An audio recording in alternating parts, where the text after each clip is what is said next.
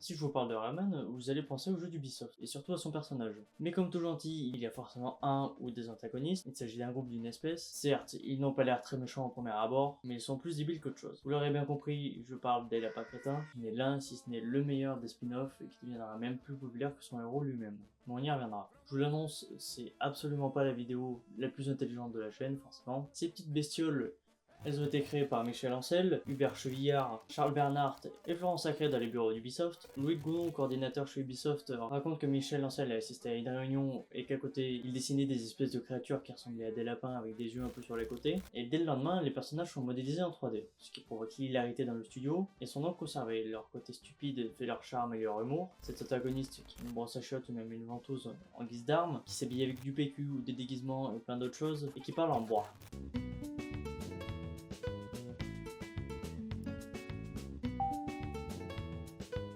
C'est donc le 14 novembre 2006 qu'ils font leur première apparition dans le premier jeu Rayman contre les lapins crétins. Il est développé par Ubisoft Montpellier sur Wii, PS2 et Xbox 360. Le synopsis est le suivant. Rayman fait un pique-nique, mais une horde de lapins crétins en provenance de la Lune décide de le pourchasser. Il est capturé, devient un esclave tenu pour le divertir. Rayman doit alors devenir l'idole des lapins crétins en réalisant les épreuves qu'on lui donne sur les 15 jours pour pouvoir égayer sa cellule et même sortir. Donc on a le droit à un party game. Ce qui était un certain avantage vis-à-vis de la façon de jouer avec la Wiimote et le Nunchuk. Le jeu comporte 75 mini-jeux, certains en double voire en triple avec des variantes, divisées en plein de catégories. Il y a deux modes, le mode histoire qui se joue seul et a donc le concept de journée. Il faut au moins atteindre l'objectif dans 3 des épreuves pour débloquer l'épreuve de fin de journée, qui une fois terminée donne accès à la journée suivante. Et le mode score qui peut se jouer à plusieurs et qui permet de rejouer à toutes les épreuves. Le maximum de points étant 1000, si on réussit à avoir 1000 sur toutes les épreuves, alors on finit le jeu à 100%. Et enfin, le jeu sera assez bien reçu par la critique et se vendra à 1,64 million d'exemplaires.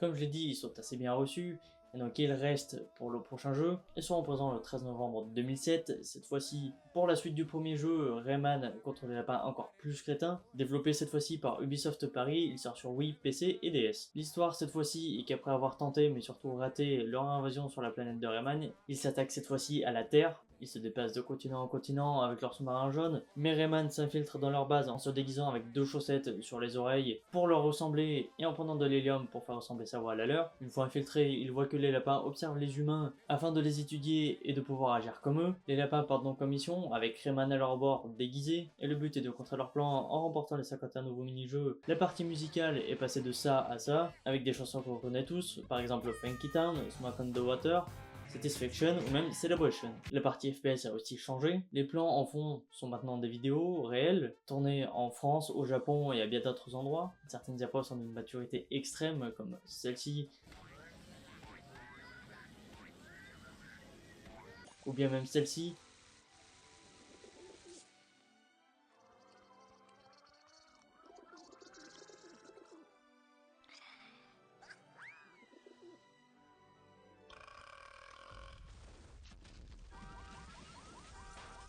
On peut personnaliser son lapin avec de nombreuses références, comme Spider-Man, les Tortues Ninja, un chapeau Bob l'éponge, et plus tard d'autres déguisements. Ce nouvel opus a été aussi bien reçu que le premier, malgré une énorme communication, que vous avez tous déjà vu je pense, mais il y a aussi et surtout les vidéos Around the World.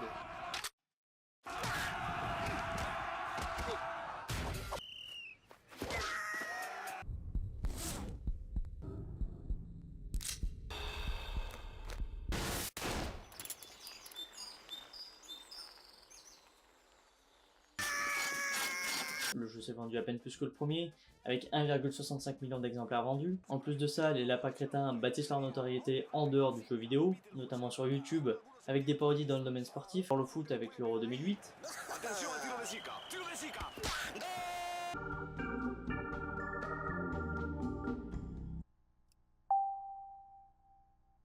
En parlant de cette année 2008, c'est le 13 novembre que sort le dernier jeu avec la mention Rayman, et de sa présence en tant que protagoniste, Rayman présente de Lapin Crétin Show. Il y aura une version Wii, DS, téléphone portable et même Blackberry, c'est pour vous dire. Il est développé par Ubisoft Paris. Le speech est le suivant: Rayman tente de fuir les lapins tandis que des orages frappent, et à un moment, un éclair frappe les lapins et en même temps l'antenne de la maison de Rayman. Rayman lui a réussi à rentrer sain et sauf, Il allume donc sa télé et voit les lapins dedans, avec les chaînes transformées en cartoon et donc les lapins. Il essaie toute la semaine de les faire sortir tant bien que mal, mais rien ne réussit, jusqu'au dimanche où il casse la télé, les libérant et les faisant retourner à leur état initial, et Rayman se fait donc de nouveau poursuivre par les lapins. Ce jeu est encore un party game, cependant il y a de nouveaux changements dans l'interface. Maintenant on passe à une télé avec des chaînes, les chaînes sont Extreme Sport, donc pour les sports extrêmes, Trash TV pour les épreuves qui se passent à la ferme, Cult Movie, des épreuves qui parodient des films connus, Driving Channel qui est un peu la chaîne télé-shopping jeux TV, Macho TV qui est les épreuves pour les sports de voiture, Groove On qui sont les épreuves musicales avec des chansons connues comme Ladies Night, Toxic ou encore Unsurrounded by the Dust, Shake TV qui est la chaîne fitness, on va dire aussi avec des chansons comme Jungle Boogie, ABC,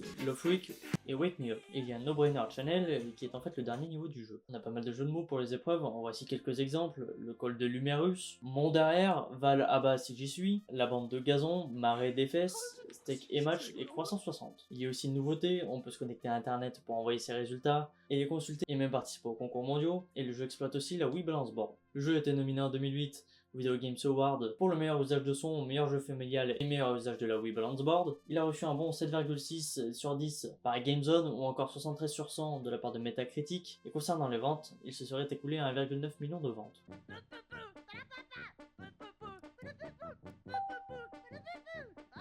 Renault signe en 2019 un partenariat avec nos lapins pour promouvoir le grand scénic, avec des pubs qui nous sont restés en tête. On passe maintenant au jeu qui a bercé mon enfance, où j'ai passé le plus de temps et j'en passe encore beaucoup. C'est sûrement la raison pour laquelle je suis hyper débile, mais c'est aussi le premier jeu des lapins crétins sans Rayman. Il s'agit de The Lapin Crétin, la grosse aventure. Il sort le 6 novembre 2009 sur Wii, DS et PC, il est développé par Ubisoft Montpellier. Je pense sincèrement qu'en fait c'est le meilleur jeu des lapins crétins auquel j'ai joué. Le synopsis est que les lapins crétins traînent sur leur tas de déchets, éloignés de la ville, et ont un déclic en voyant la lune, et essayent de rassembler tous les déchets qu'ils peuvent pour y remonter. Le jeu est complètement différent des autres, on contrôle 3 lapins, Rara et Bid Bid, qui sont les 2 lapins qu'on contrôle dans le caddie, et Bam Bam qui est à l'intérieur de la télécommande. Le but est d'aller chercher le gros objet autour duquel est centré le niveau, tout en récoltant 400 objets à chaque niveau, pour atteindre les 1000 à chaque niveau. On peut dire que c'est une sorte de jeu à patrouille. Il y a plein de personnages, nos 3 lapins donc. Le lapin collecteur, qui est un lapin avec un tuba, à qui on confie nos objets pour ne pas les perdre si on meurt par exemple,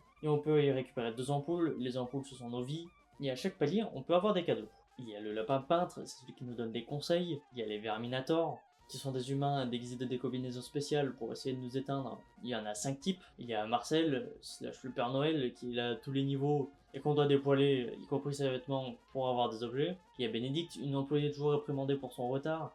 À chaque fois qu'on la rencontre, on rentre dans une zone chronométrée. Et enfin, Barnabé, un malade qui est en phase terminale et qui vit une histoire d'amour avec Bernadette. On peut personnaliser nos lapins avec les cadeaux qu'on reçoit donc de nos lapins collector, mais aussi avec d'autres mini-jeux. On a parlé du jeu, mais on va parler de tout ce qui rend le jeu encore mieux. Il y a les doubleurs, puisqu'il y a le mérite d'en parler. Il y en a une vingtaine pour doubler tous les humains, en plus de Johan Perrier qui lui double les lapins crétins. Mais pour les humains, il y a donc PADG, que vous connaissez sûrement, mais surtout Sylvain Lemarié. Je pense que de nom il ne vous dit rien, mais si je vous dis qu'il a joué dans un épisode du jour où tout a basculé et qu'il a donné vie à l'un des mèmes les plus drôles de YouTube, vous allez le reconnaître. Arrête Bernard, va te coucher, s'il te plaît.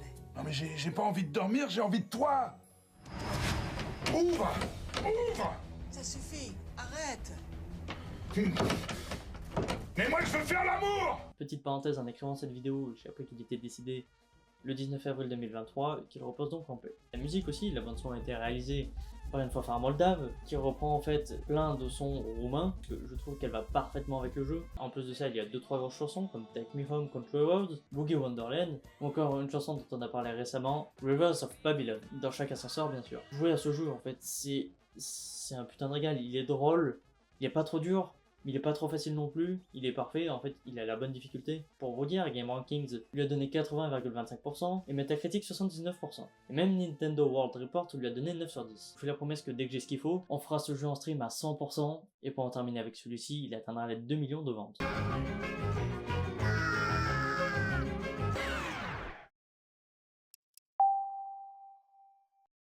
Nous passons donc en 2010, où le contrat avec Renault est renouvelé, puis en avril de cette même année, c'est un partenariat avec Coca-Cola qui est signé, des canettes avec des lapins déguisés Sam Fisher ou Le Prince of Persia ou encore Ezio. Puis en octobre, on a le droit à un partenariat avec Hardman pour une série télévisée dont on parlera après, mais aussi avec Motorola pour leur dernier téléphone à l'époque, Défi. C'est le 25 novembre que sort un nouveau jeu, The Lapin Crétin Retour vers le passé, il sort donc sur Wii et 3DS, il est développé par Ubisoft Paris. L'histoire, sans mauvais jeu de mots vous allez le comprendre, après avoir conquis la Terre et être revenus sur la Lune, ils sont de retour sur Terre, mais cette fois-ci pour foutre le bordel dans l'espace-temps, en allant de la préhistoire, passant par l'Antiquité, le Moyen-Âge, la Renaissance et jusqu'au temps moderne. Ils s'y déplacent dans une machine à remonter le temps, qui est une machine à laver, mais celle-ci est défaillante et les fait voyager aléatoirement, et dans chaque époque et événement historique, ils s'y rendront pour défoutre le bordel. C'est un party game, mais avec un changement complet par rapport au dernier. Dans celui-ci, on se balade dans un musée, et pour entrer dans les niveaux, il faut passer par les tableaux. Et le musée est divisé en 5 zones qui se débloquent petit à petit dans le jeu. Il y a plein d'événements importants historiquement dans le jeu, en voici quelques exemples. Il y a le naufrage du Titanic en 1912, la mission Apollo 11 en 1969, l'Égypte en 2500 avant Jésus-Christ pendant la construction du Sphinx, Rome en 44 avant Jésus-Christ dans les arènes de Jules César, la découverte de l'Amérique en 1492,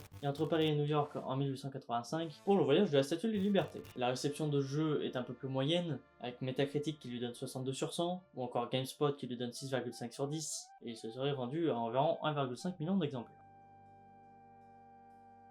On passe en 2011 où Titon et Romain Pujol travaillent avec des dessins choisis par Ubisoft pour des BD, mais on y reviendra plus tard aussi. Mais le 4 novembre sort le premier jeu Lapin Crétin qui n'est donc pas sur Wii. Il s'agit de The Lapin Crétin par temps live. Il sort seulement sur Xbox 360 car il est fait pour la Kinect. Il est développé par Ubisoft Paris, Ubisoft Milan et avec un peu d'aide d'Ubisoft Bucarest. Le synopsis c'est que le professeur Barranco, qui est le lapin le plus intelligent, il cherche à accroître le nombre de lapins. Pour cela il accouple des lapins avec une vache. Et le truc c'est que ça marche parce que les lapins ne font qu'augmenter. Le but donc à travers les mini-jeux en leur remportant, c'est de cesser la progression des lapins avant qu'il ne soit trop tard. Les mini-jeux sont donc à faire avec la Kinect. Il a été encore moins bien reçu car Metacritic lui donne 58 sur 100, GameSpot 4 sur 10 et Judeo.com lui donne 8 sur 20. C'est un petit flop, le premier et pas le dernier hélas, et pour vous dire, j'ai même pas réussi à trouver le nombre de ventes. En avril 2012, sur une application iOS développée par Ubisoft, elle se nomme The Lapin Crétin, la grosse application. Il y a des fonds d'écran, des vidéos, des planches BD, mais aussi une fonction photo comme celle de Pokémon Go, c'est-à-dire en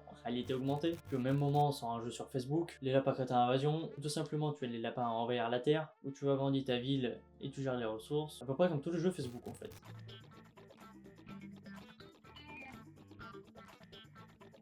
Le 15 juin 2012 sort le premier tome donc des BD, il s'intitule Bois, il y a 10 A, je les ai comptés, vous inquiétez pas, et sort le second le 15 novembre, lui se nomme Invasion. Mais le plus important cette année-là, c'est la sortie d'un nouveau jeu, The Lapin Crétin Land, il sort le 30 novembre 2012 sur Wii U, et il est développé par Ubisoft Paris. L'histoire, c'est qu'un lapin crétin découvre un parc d'attractions, il va rentrer dans une attraction mais de par sa taille, il est rejeté, ce malgré les tentatives, il appelle donc un autre lapin qui est dans une soucoupe pas très loin, lui-ci joue avec la Wii U Gamepad, mais en fait celle-ci contrôle le vaisseau et se crache donc à côté du parc. Mais le gameplay en fait n'a rien à voir avec l'histoire, où le but est de collecter un certain nombre de trophées, et une fois cela fait, il faut se rapprocher du centre du plateau, pour pouvoir gagner, tout ça entrecoupé de mini-jeux. Un peu à la Mario Party.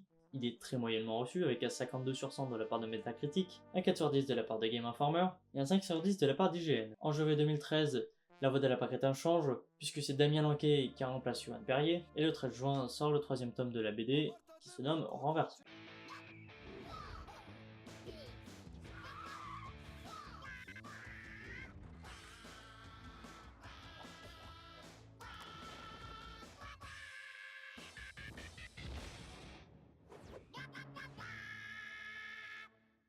En 2010, je vous ai dit, un partenariat a été signé avec Hardman, et voici que le 14 octobre 2013 est diffusée la première saison de la série, Les Lapins Crétins Invasion, qui est donc une série d'animation autour des lapins. Elle comporte 4 saisons, toutes comportent chacune 68 épisodes de 7 minutes. La première saison se déroule sur Terre, où les lapins découvrent le monde qui les alentoure et où ils se familiarisent avec. La seconde, les lapins cherchent à retourner sur la Lune par n'importe quel moyen. La troisième, les lapins voyagent dans le temps et changent le cours de l'histoire. Et la quatrième, un lapin découvre un vaisseau semblable à un sous-marin jaune, avec une technologie avancée. Il embarque donc tous les lapins crétins pour aller chercher l'île au bretzel. Si vous voulez, il y a les saisons en intégralité sur YouTube, mais sinon avant ça elles étaient diffusées sur France 3 et puis France 4. Mais le groupe M6, à qui appartient Gulli, a annoncé l'année dernière une nouvelle saison, pareil avec 78 épisodes, tous de 7 minutes, qui se déroulerait dans l'espace. La série amènera 2 jeux, le premier sur PS4, Xbox One et Android.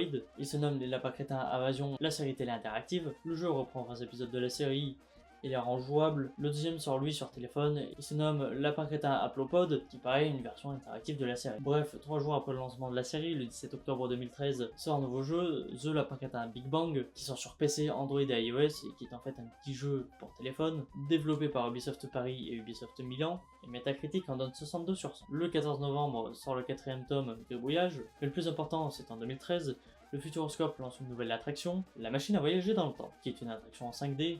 La file d'attente est en fait un musée avec des œuvres célèbres détournées par les Lapins Crétins ainsi que leurs créations insolites. Après ça, on rentre dans des wagons toilettes, forcément, pour voyager dans le temps, la Grèce antique avec la création des Jeux Olympiques, puis les Indiens avec les incantations et la création de la queue leu, puis après ça un medley où ils vont avec Beethoven, puis la mission Apollo 11, le monstre du Loch Ness, le Titanic, Tarzan et la Tour de Pise, tout ça surplombé d'un remix groove de la 5ème symphonie de Beethoven justement, puis après ça direction la boutique, pour l'avoir faite ça remonte à un petit bout de temps.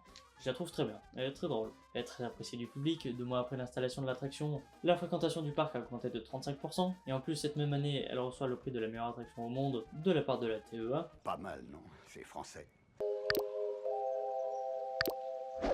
En 2014 et 2015 sortent donc les 2 jeux interactifs, mais aussi plusieurs tomes de BD. Le 13 juin 2014 sort le 5ème, donc La Vie en Rose. Le 6ème sort le 21 novembre, il se nomme Givré. Le 12 juin 2015, c'est le 7ème qui sort, le Crétin Style. Le 8ème ne sort que le 10 juin 2016, il se nomme Une case en moins. En août de cette même année, un centre d'amusement autour des lapins crétins ouvre à Montréal. Celui-ci, en 2018, deviendra le monde d'Ubisoft, mais actuellement, il est définitivement fermé. Mais le plus important à cette période-là, c'est les JO de Rio, en 2016, pour lesquels France Télévisions diffuse des courtes vidéos expliquant certains sports programmés au JO avec les lapins crétins. Il y a la natation, la gymnastique artistique avec la poutre, les barres asymétriques et fixes, les anneaux, le cheval d'arçon, les barres parallèles, le saut de cheval et le sol, le kayak, le plongeon, l'équitation, le judo, l'athlétisme avec le lancer de poids, de marteau et de javelot, puis le 100 mètres, le 110 mètres et le 4 x 100 mètres, le volleyball, puis l'escrime. Tout ça commenté par la magnifique voix de Guillaume Papin. Le 18 novembre 2016 sort le 9ème tome de la BD, Hypnose. Puis en 2017, les lapins crétins s'associent avec UNICEF France, mais le 29 août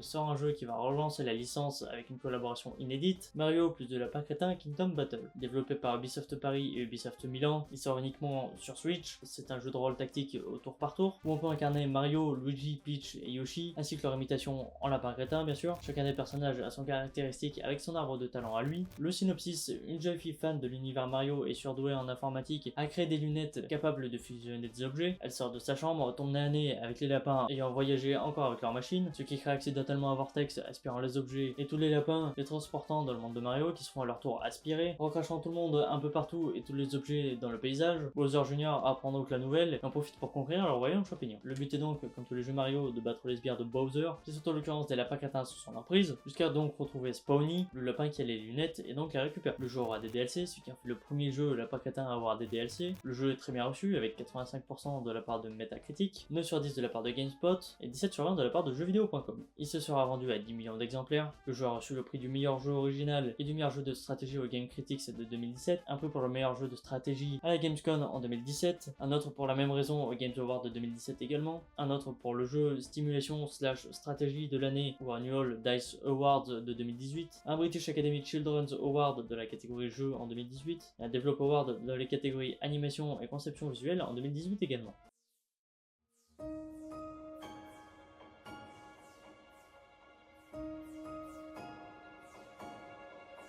Le 3 novembre 2017 sort le 10ème tome de la BD, il se nomme La Classe. Le 11ème, lui, sort le 1er août 2018, sous le nom de Wanted. Le 19 octobre, Ubisoft sort un jeu pour apprendre à coder, dans le même style que Scratch pour ceux qui se souviennent des cours. Ce jeu se nomme Lapin Crétin apprend à coder. Le 12ème tome sort dans la foulée, le 31 octobre, il se nomme Megabug. Le 14 octobre 2020, c'est au tour du 13ème tome de sortir, il s'intitule Toqué, puis le 24 novembre 2021 sort le 14ème tome, c'est du propre. Le 18 février 2022 sort un film, Les Lapins Crétins Invasion Objectif Mars. Le synopsis est le suivant. Un des lapins crétins essaie de construire une fusée pour aller sur Mars. Le voit une interview de Frank Nebula, un patron d'entreprise à la pointe de la technologie qui a prévu d'aller coloniser Mars. Le lapin décide donc de s'y rendre et le projet de Frank est d'y envoyer les lapins crétins avec un outil de terraformation, mais ça ne va pas se passer comme prévu forcément. Le 30 juin 2022 sort un nouveau jeu, de lapins crétins Party of Legends, développé par Ubisoft Chengdu. Il sort sur Switch, PS4, Xbox One et Google Stadia. C'est un bon vieux party game, mais ça tourne autour des légendes chinoises. Au niveau du gameplay, vous enchaînez les mini-jeux un par un. Celui qui gagne le plus de livres livre a gagné le jeu. Jeuxvideo.com en donne à peine 13,3 sur 20. Mais c'est le 20 octobre de la même année que sort un jeu plus intéressant, Mario plus de lapin crétin Sparks of Hope. Il est développé par Ubisoft Milan et Ubisoft Paris, sur Switch forcément, et c'est à nouveau un jeu de rôle au tour par tour, qui aura également des DLC. Une entité nommée Cursa a formé des Sparks, qui est une créature obtenue en mélangeant des Lumas et des lapins crétins, ce qui a donc plongé la galaxie dans le chaos. La bande, inchangée de la dernière collaboration, doit voyager dans plusieurs mondes pour battre Cursa. Ils sont rejoints par Edge, Lapin Harmony et Bowser,